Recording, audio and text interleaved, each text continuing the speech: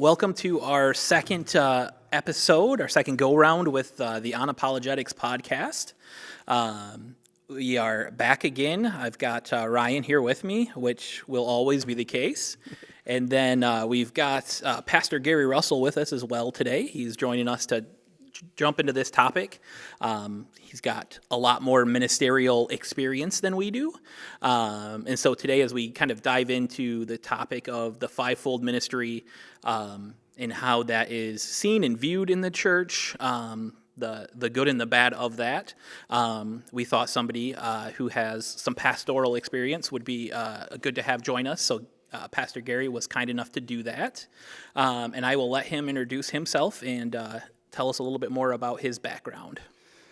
Well, thanks, Will. I have to say at the outset, it's not Pastor Gary anymore. It's just Gary, but I did spend a number of years in pastoral ministry, most recently in the Rose City, Portland, Oregon, out on the left coast, as some like to call it, and worked out there for about 20, 25 years in church planting. Most recently left there and moved to the great state of Michigan so that I could be so that I could be close to my wife, who wanted to be close to her grandchildren. After being married almost 45 years, I really liked being married, and since she was coming, I just decided I would tag along. That's a good idea. Yeah. That's a good idea. But have been involved in ministry. Actually started preaching when I was 16. In my home church, in my youth group. My youth pastor gave me opportunity to preach, and then I looked for opportunities at other youth groups and places that I could preach, and kind of created my own opportunities when there weren't any, but started preaching when I was about 16 and had some very wise mentors that helped me along the way. My wife and I were talking about that just the other night, about a lot of the great men and women who influenced my life over the years, and for which I'm very thankful. I have probably done every job in the church, and Will, you can probably relate to that, being a PK. I've cleaned the toilets, I've swept the carpets, I've even worked in the nursery. Not a lot, but I did work in the nursery a little bit. So you survived? I did. I survived. My the better goodness. question is, did the kids survive? I think once they saw how I changed diapers, they decided that was not going to be my ministry. He's out. Yeah. Somewhere better for this guy to be. So anyway, lots of church ministry experience, and I have worked for some great pastors and known some great evangelists and men and women of God. And so you say experience really just means that I've had the opportunity to make a lot of mistakes. So if you want to know how it's not supposed to be done, I probably am the guy to go to. Perfect. Anything else you guys want me to cover? I mean, I think you did a fantastic job. I've known Gary for, a long time now. Over 10 years. Yeah, 12 years actually. Yeah. 2000. No, that's not right. 12 years. I got there in 2011. So 10 years. Yeah, 10 years. 10 years exactly, almost. So yeah, I've known Gary for a long time. Fantastic man in general, but as far as a pastor, leader, can't really rave enough. So thanks for coming on the podcast. And I'll make sure I make those payments later. Yeah. It's a quarter for every compliment. Yeah, So right. Only a quarter. Okay. that's not that bad. I'm not too. Anyway, so today we're talking about the idolization of the fivefold ministry, the fivefold ministry itself, and our experiences with it, and kind of just how and what we've seen in our spheres. Gary, what you've seen in your sphere as far as being a pastor, you've known a lot of evangelists and a lot of prophets and pastors, teachers, and so on and so forth. And Will, the same. We've all had experiences, I think, for the most part, with every facet of the fivefold ministry. I had one of my pastoral friends is an apostle, and I mean Pastor Dan. I would put Pastor Dan in the apostleship. Pastor Dan is definitely an apostle. And so, I mean, there's a lot. We have a lot of people that we can glean from, and I'm not going to lump anybody in a negative category, but we also have a lot of examples in the past of people that have not held up to that expectation.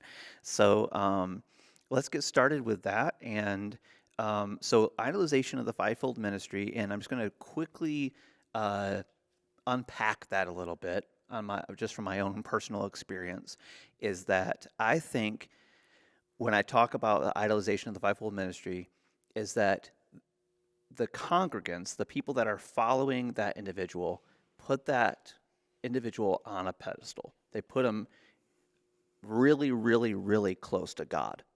And not saying that he is God, but they idol that person so much so, one, they can't do any wrong. Two, they will follow him or her to any nth degree and go to bat and battle for them without really any discipleship on their end, or whatever it is they feel like there's this, they've put them on this pedestal and don't, and so much so that it becomes detrimental to them. And so just in my own personal experience, I would say that when I see the end results of that is they're setting themselves up to be, one, extremely disappointed, because anytime you idolize somebody and put them in a role that they don't belong in, is you're setting yourself up to be disappointed because they're going to fail you. That person is going to end up at some point failing you. And then a lot of people, I've seen it in the past, put their faith in God with resting on that one person or that group of people or that ministry, or I'll throw Bethel out there. If they put all their faith in Bethel instead of all of their faith in God and that whole arena, then that's where I think it becomes a problem. And when you say Bethel, you're referring to Bethel, the church where you and I served on staff together. No, I mean Bethel Church in Reading. Okay. I should clarify that. Bethel Church in Reading. Yeah. Okay. No, and because I think when we look at the movements, there are a lot of people that follow movements, and when that movement dies, so does their passion and so does their desire. So I wanted to put that in there too. Bill Johnson's a part of that. Not saying that it's negative. I'm just saying that they do idolize Bill Johnson just as like they would idolize Benny Hinn or any of the pinnacles in the faith, or even their own pastor in their own local church. I think it's part of human nature that anybody that is in the limelight, that's in the public eye, people tend to emulate that person. And as a young pastor, that was a very difficult thing for me. I had been a number of years as an associate pastor, youth pastor, even serving as an evangelist. And my first senior pastor or lead pastor assignment, I was coming off the field as an itinerant evangelist. And my gifting is not pastoral. My gifting is evangelistic. And so I had a hard time. The Lord and I had a long discussion about why he would place an evangelist in a stationary pastoral category. And he assured me that I had the wrong understanding that you don't have to be itinerant to be an evangelist, and you don't have to be stationary to be a pastor. That's good. That's your true. geography really makes very little difference. That's kind of a digression, but I came into that position young. I was in my early 30s, much like you are right now. Yeah. And in fact, I think when I started pastoring, I was 33 and had never been a lead pastor before. And I told everybody, I've always seen the boss's job and I don't want it. Because just too much responsibility. A lot, yeah. And when I took that position on, I fell in love with it. I really did. I realized that it was really what the Lord wanted me to do at that time. But I made a very critical mistake. One of my mentors, Tommy Barnett from Phoenix First, made the statement one time, always tell your people that you too have feet of clay, but never let them see your feet. And what he means by that is it's good to share your experiences, and I know, Will, your dad oftentimes shares his own personal life experiences and some of your personal life experiences. Every so often. But Which you really appreciate, by the way. Yeah, it's good. Yeah, yeah. Do you get a fee for those stories? Do you get royalties on? No, I wish at this point that would. You yeah. need to negotiate that. could. But, he meant the fact that it's good to tell your people that you too are human, but they really can never see you being human in terms of any frailties or failures, because there really is forgiveness in the church for everyone except a pastor that makes a mistake. Yeah, right. And so 100%. that was early on in my ministry. I made a critical error in that because I'm just me. I'm just kind of dopey and like to have a lot of fun, and I'm just me. And my people weren't ready for that. They didn't think I was being pastoral, and often complained about that I was too familiar with them. Yeah. Interesting. Well, That's the idea, I think, of those expectations I think that people have for these different positions and expectations for the people that fill those roles. And I guess one of the things like leading up to this discussion that I've been kind of wrestling a little bit with and going a little bit back and forth on is finding where that tension, and I'd like to get you guys' points of view on this as well, but that tension between, because the Bible makes it clear, right, that those in leadership in the church that are involved in those ministry type roles are held to a higher standard, right? There's specific things that are kind of laid out in Scripture for them. So where that tension and where that balance is between having those expectations, but also having grace for those who are in leadership, in showing mercy and forgiveness, that I think often gets missed because we don't expect them to mess up. We don't expect them to fail, and inevitably at some point they're going to. I'll share a quick story with you, Will, about that very thing. Pastoring out in Oregon, one of the first states to legalize marijuana. And we had a dear sister in our church that she was a marijuana user, as were many of the people in our church, and they used it under a medicinal card. And I made a statement. I may have made a statement from the pulpit, or I made it in passing or something, that I didn't think that, well, I've told people often, I don't think smoking will send you to hell. And of course, one pastor said, smoking won't send you to hell, it'll just make you smell like you've already been there. But I don't think, they would ask me how I felt about marijuana use. And from a moral standpoint, I couldn't come right out and say that I think using marijuana, especially as a medicine, that it was a sin. I couldn't say that, there was no prohibition. There's no prohibition in Scripture for smoking. There's really no prohibition even for drinking alcohol. Now, do I think it's wise to do those things? No, not at all. And I would advise any Christian to stay away from all three of those particular areas. But I made the statement that I didn't think that marijuana usage was necessarily a sin. And she became very angry at me. And I happen to know that, well, no, I didn't know at that time, but she confessed to me that she sometimes used marijuana. And I knew that she smoked as well, smoked cigarettes. And so I just asked her, I said, well, do you think using marijuana is a sin? She said, no, but I'm shocked that you don't.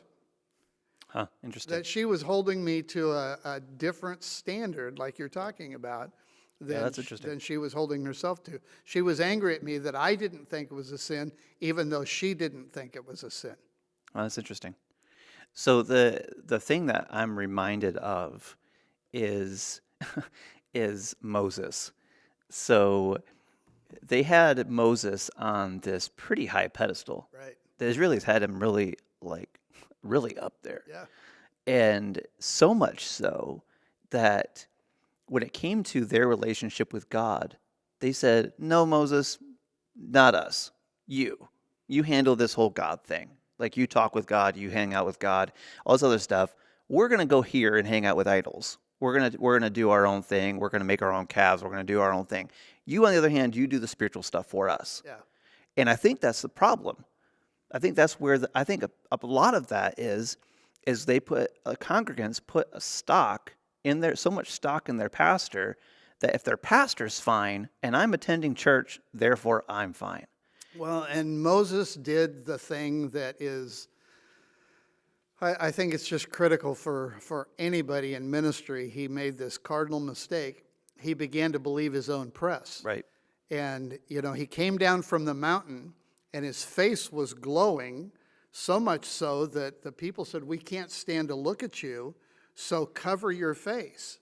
And eventually the glory of the Lord dissipated from Moses. His face wasn't glowing anymore. He could be seen by the people, but he had bought into this standard. I'm a holy man, and I have this presence of God on me.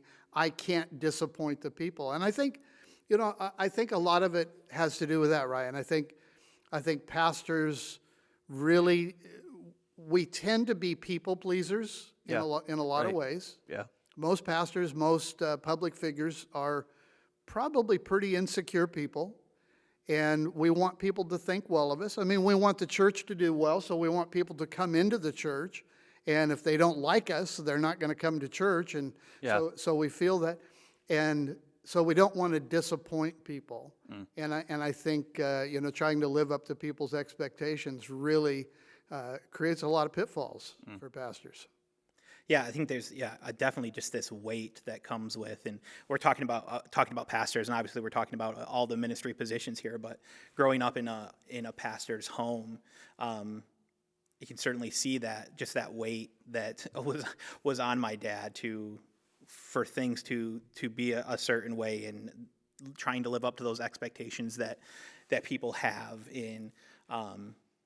Even falls in, I've had this conversation with lots of other pastor kids, but falls on the kids. Kids are supposed to be raised a certain way. If you're a pastor's kid, you're supposed to fall in line in a certain way, and if you're not, that reflects then again poorly on the pastor himself. And it's tough. That's not a position that I personally strive to be in whatsoever. Having seen the way that it works. Not that, I know my dad doesn't have any regrets for his choice of, his taking God's calling in answering that. Not necessarily choice of occupation, but it's difficult, and it's difficult to constantly have that, I think, those people expecting those things of you. Yeah, they make automatic assignments to you. And one of the areas that is often overlooked are the automatic assignments. And when I say automatic, they're unwritten, they're unspoken, nobody ever says them. And if you confronted them on them, they would deny it. But automatic assignments that go to a pastor's wife. Oh, sure. Of course. That she is expected to behave in a particular way and respond in a particular way. And my wife and I learned early on that people will oftentimes use her as the conduit, as if she were my ear, and they would bring things to her that they wouldn't necessarily want to bring to me. And we had to fight that a lot through our ministry, and just let people know, if you've got something to say.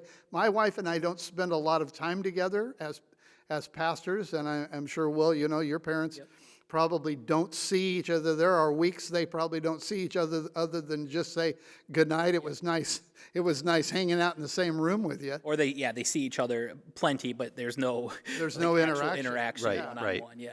And to think that you're actually going to sit down and have a dialogue about things going on in church, that oftentimes doesn't happen. There would be days that would go by where we wouldn't be able to talk about what was happening in church. Yeah. Well, and it's interesting too, is Will, you brought up a fantastic point, is that when you have these expectations, not only of the pastors, you have the expectation, like you're saying, of the pastor's wife, you have the expectation of the pastor's kids, and it's going to be the same across the board for the evangelists and the prophets and everybody else. You have all these different expectations that the church gives to these people. And I guess my question is that we see this, we know this as ministry leaders in some capacity. In it being a pastor's kid, I mean, Katrina's a pastor's kid, obviously. You're a pastor's kid. Tiffany's a pastor's kid. Everybody, those that are pastor's kids see it. They understand it. I've heard so many times of pastor's kids talking about this. But it feels to me like it's just never addressed as a mass, as a hey, congregants, knock it off. Like, I know it sounds offensive, but like, maybe the congregants don't even realize what they're doing, and it's possible, I guess. Yeah, I don't think they do, because I do believe that it's part of human nature. Anybody that's up on a stage, on a platform, in front of an audience, let's not call it a congregation, let's just call it an audience. Yes, that's fair. Anybody that gets on a stage in front of an audience, back in my day, here we go now, guys. Oh, no. Back in my day, we used to have these things called records. Whoa, slow down. They were bigger than a CD, if you can imagine that. And I understand there's still a pretty good audience for vinyl recordings. That's coming back. It is coming back, yeah. And groups would come. I don't know if you're old enough to remember this, but we would have music groups that would come through the church, and they would have albums. And an album is a big record with lots of songs on it, okay? And they would use those as a way to kind of fund their ministry, and they would sell those. And we always thought, as musicians, I did a little performing in my younger years, that as musicians, if you could get an album or if you could get a record, then you had made it. Oh. You were a star. Big time. And anybody that had an album or a record, obviously they were successful. And Interesting. one of the things that I think we have failed to do in the church, I think pastors have failed to communicate it and people have failed to receive it, is judging the difference between anointing and charisma. Right. Yep. Because we can be very charismatic. You can have somebody up front that's very charismatic, but not necessarily be anointed. Yeah. And we've seen that with ministries that have fallen over the years. But we have to be careful that we don't ascribe something to the people just because they're up front, that we make them,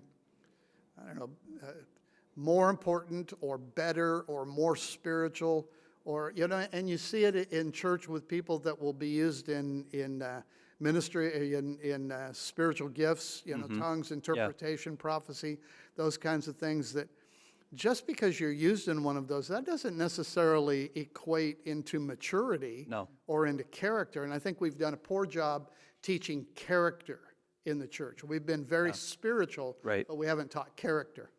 Well, and you brought a little quick, not a segue, but it's an additive to that, is that's what Ephesians talks about. The fivefold ministry is to build the church up character-wise. Yes. So that they can see, it says, so that they can experience the fullness of Christ.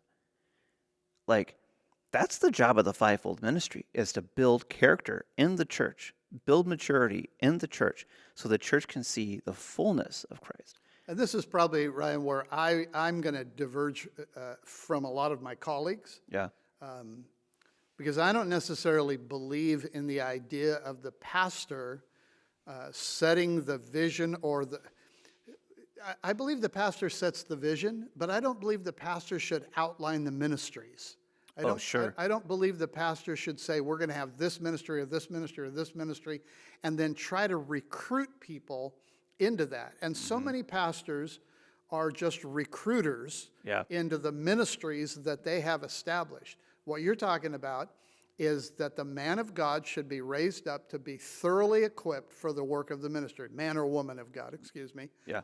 That they're thoroughly equipped for the work of the ministry. Well, what ministry? The ministry that God has laid on their heart, not the ministry that the pastor has assigned to them. Right. And, if you're doing a ministry in church today, good viewer, if you're doing a ministry in church today, just because the pastor recruited you, you're going to burn out. Yeah. You're going to get tired. You become exhausted. You're going to lose your joy for that. And you might even get frustrated enough to quit going to church. But if you'll do a ministry that God has laid on your heart and then go to your pastor and say, I don't know how to do this. Can you help me? Yep. Well, that's a pastor's dream. For somebody to come and say, hey, pastor, I have a vision to reach XYZ group of people, and we don't have any of them in our church. Would you help me do that? And the pastor would, I don't know a pastor that wouldn't just say, you bet. Yeah. Hot Right, dog. exactly. I'm on to that. Yeah, exactly. Yeah, I wholeheartedly agree. I think with that perspective and I think when it comes to vision, we have to be careful, and I think pastors have to be careful not to, like you said, right, pigeonhole people into certain areas to meet their vision, but rather, hey, these are the gifts of the people in my church. Like, this person is gifted in this area. Like, how can we use that gift to fill this mission, to see this vision carried out? Now, a pastor that's in touch with his congregation, that really knows his people, he'll find out what the giftings are. I used to tell people, and Ryan, you've heard me say this oftentimes, I want to have a conversation with people and find out while we're talking what makes their eyes light up. Yeah.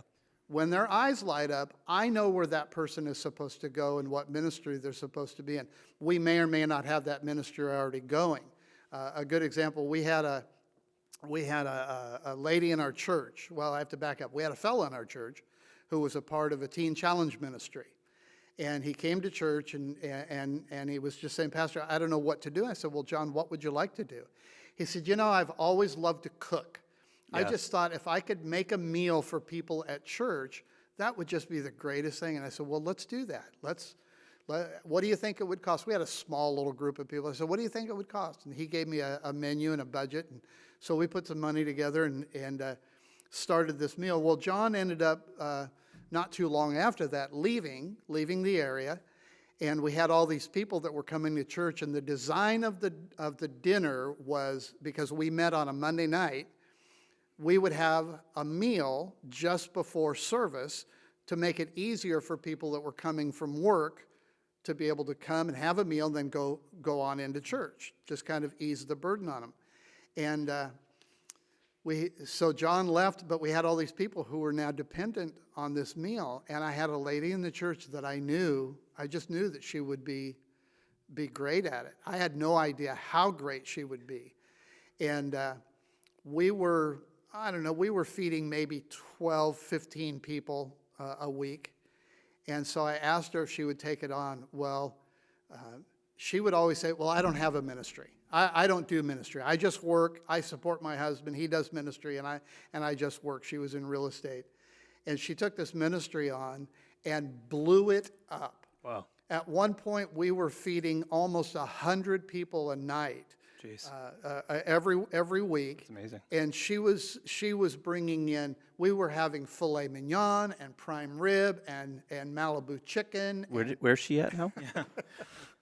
And How but does she feel about the snow? Right. but she didn't recognize that was her ministry. She didn't recognize that as ministry, but we saw that in her. And so a pastor needs to be in contact with his people to know what to do.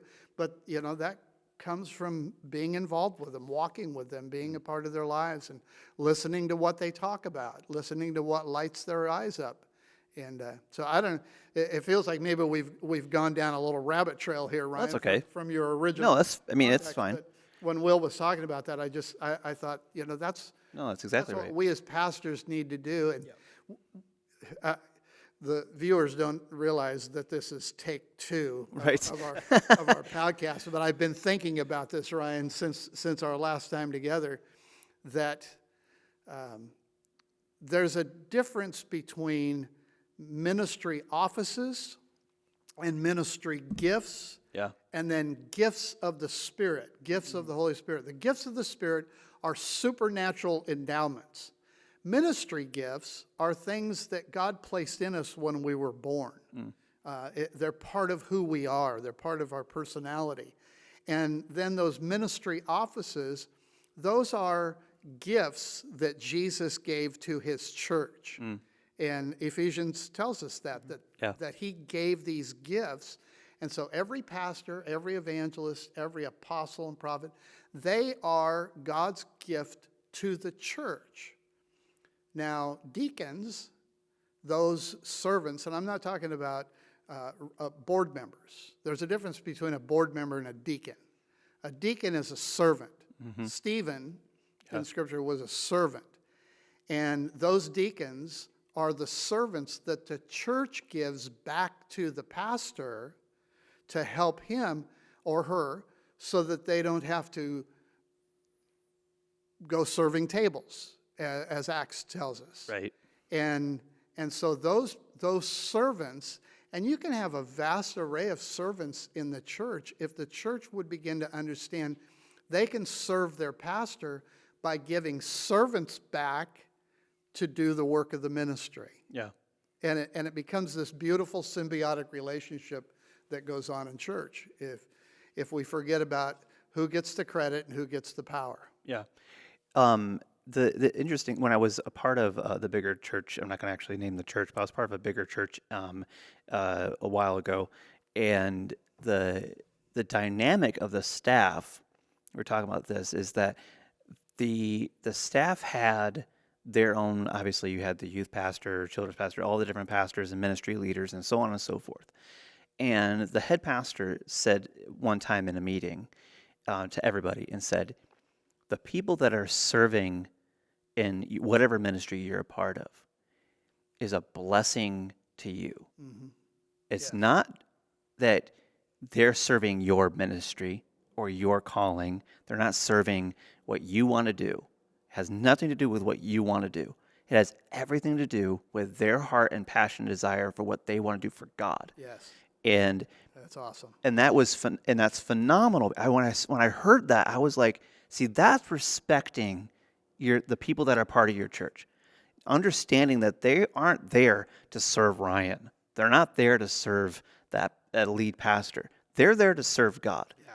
And when a pastor says that, you're talking about you're believing your own press, is that if a ministry leader can look at their congregants, the people that are attending their church, and say, those people are serving God, and I get to help them serve God better, that's their goal. That's their job. That's their position. Is it the pastor, the evangelist, the prophet, whoever it is, should say, those people, the people that are, quote unquote, following the direction that God has led me in, I'm trying to help them serve God better. And I think that's where the segue, we talked about this before, that the segue switches. If the people that believe their own press says, now these people are following me and my agenda, versus these people are following God's agenda. And that's where the people, the prophets or whoever it is receiving that idolization, and they're receiving that praise and that glory, and they're saying, I like this because of, like you said, insecurity or whatever it is. I like this feeling, I like this acceptance, I like it, all this other stuff, I like it. And then they receive it, and then they start getting people pleasing and that whatever. Okay, the mass people is now saying they want to do X. Okay, I'm going to deviate from what God has called me to do, and I'm going to follow what the people have told me to do. Or I need to release a book now because I know that this is going to help the ministry or whatever it is. Like you're talking about the album, right? Is that now this is going to now it's if we have a podcast, we somehow have made it, or whatever, or we have a CD or Am I on television? Yeah. No. But that's the thing though, is that the leader needs to stay humble and understand that the people that are following them, there you go, right there, yeah, is doing their part to serve God. And the congregants need to know that not only that they are doing this to serve God and not serve their pastor. They need to disassociate that from themselves, saying, I'm doing this because Pastor Bill says so, instead of I want to do this for Jesus. They need to go to that route. And then on the other side of understanding that the pastor is there as a coach, as a helper, as a person that is a motivator, a person that's accountable, helping them get more and more mature. If we viewed pastors as that, instead of a gateway to heaven, or to the thing to help build me up so I can feel better about my sin, or whatever it is. If the pastor always sugarcoats everything, whatever it is, instead they focus on that he's there or she's there to help me get closer to Jesus and help me see God in his fullest. Well, man, that changes my whole dynamic of viewing my pastor or whoever it is.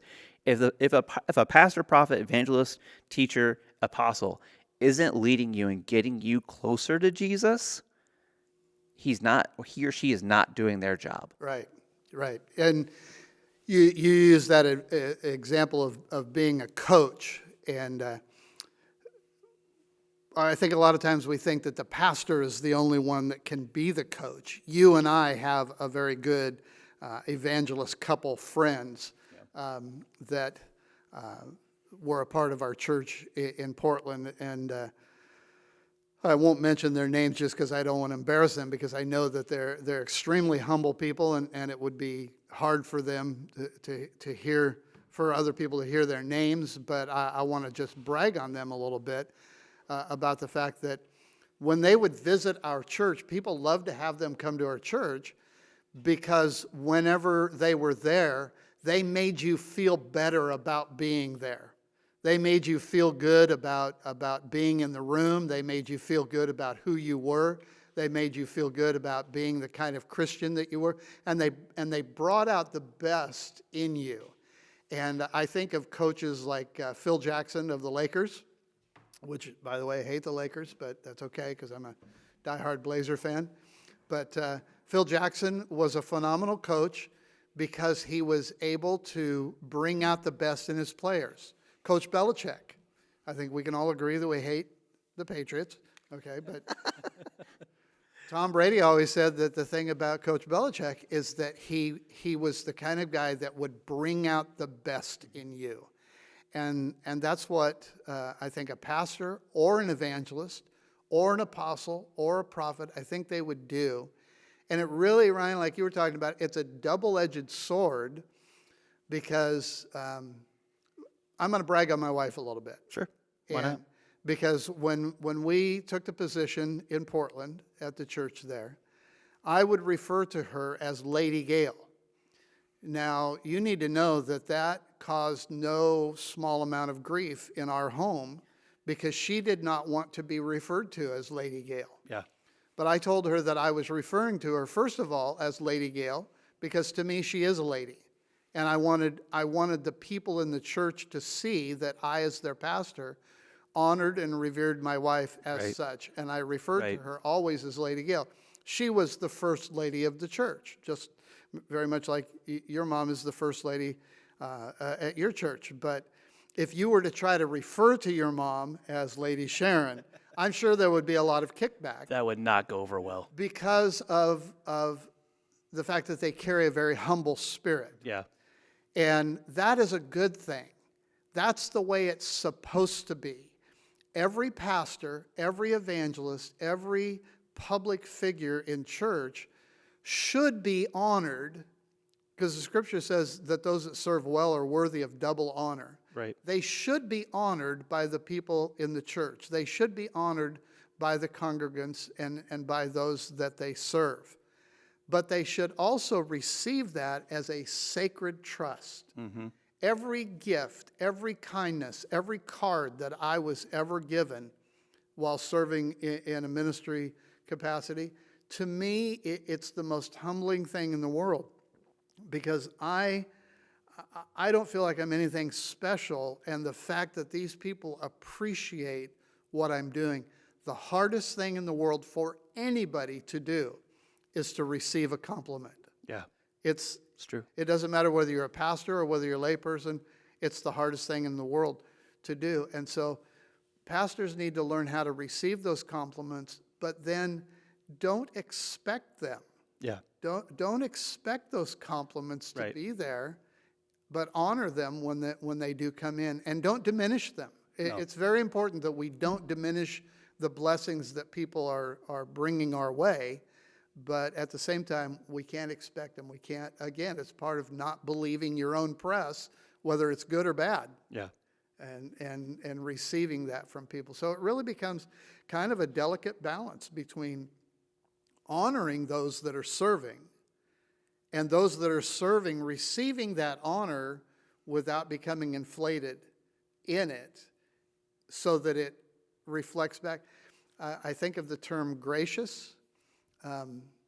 You have some ladies in your family, and you and I have known some ladies over the years, and Will, I'm sure you have too, that whenever you compliment them, they thank you, but then they always have another compliment to outdo you. Yeah. And I think of the Messianic church that was in our little building in Portland.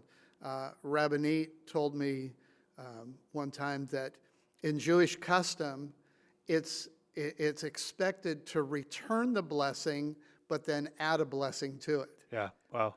And I think if we could, what would it be like in church if we would do that to one another? Yeah. Bless, but then attempt to outbless. Goodness.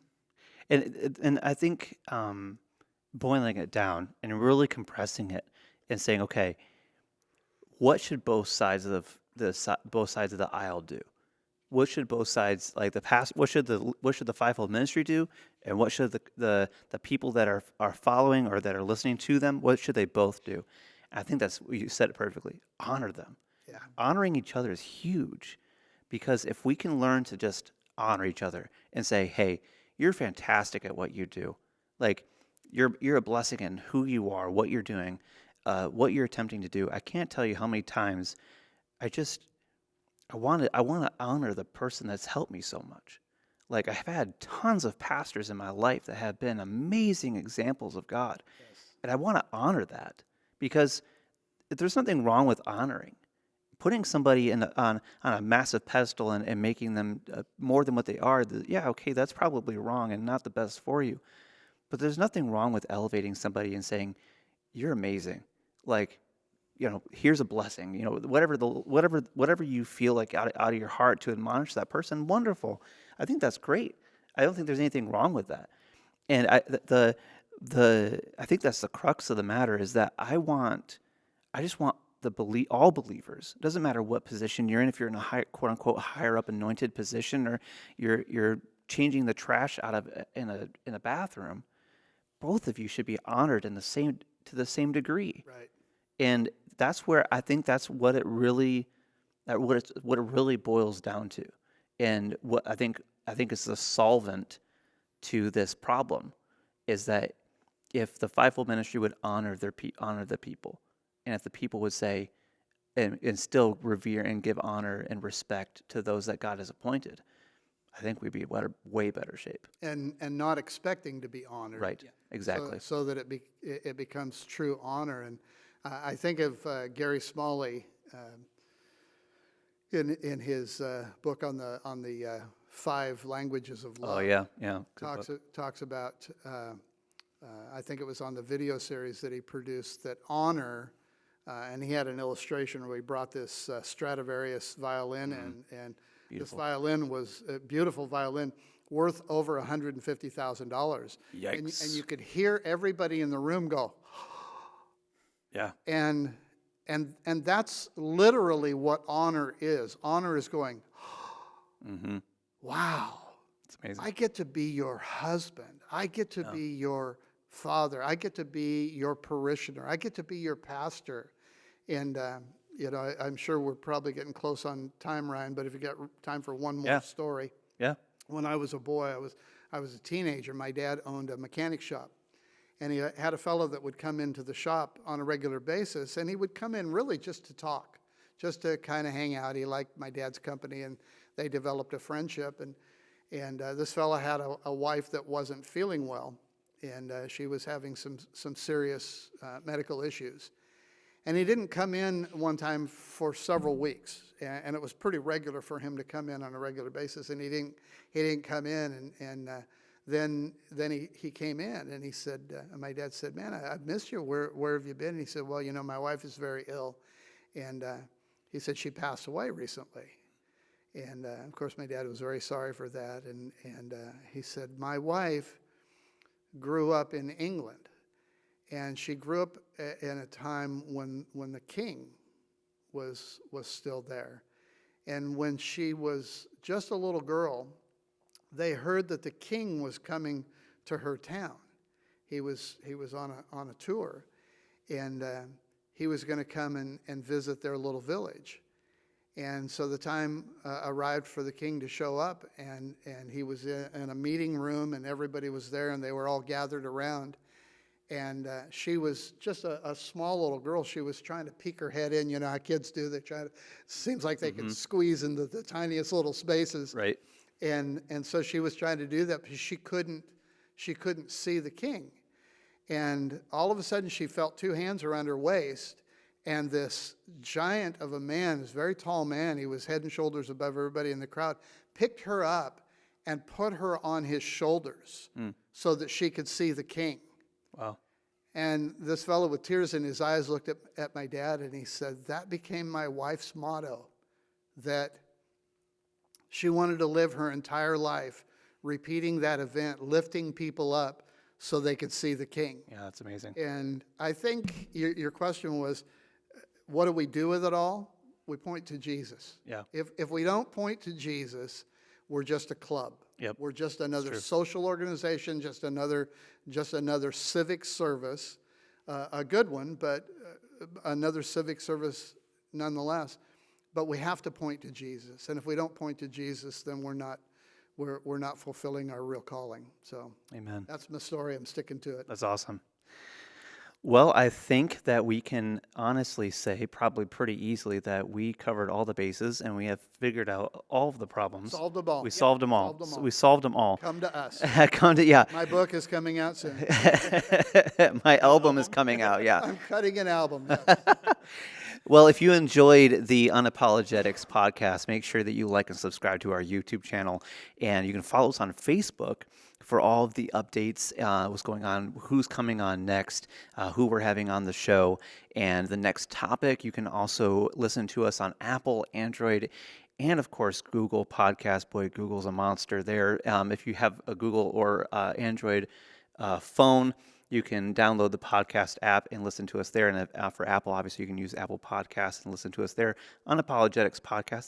Thank you so much, Gary, for coming on. Thank you very much. Really, really appreciate it. Thanks, guys. It was an honor. I appreciate it. Yeah, and speaking of honoring, if you would like to subscribe to the channel and honor us, I'd greatly appreciate it.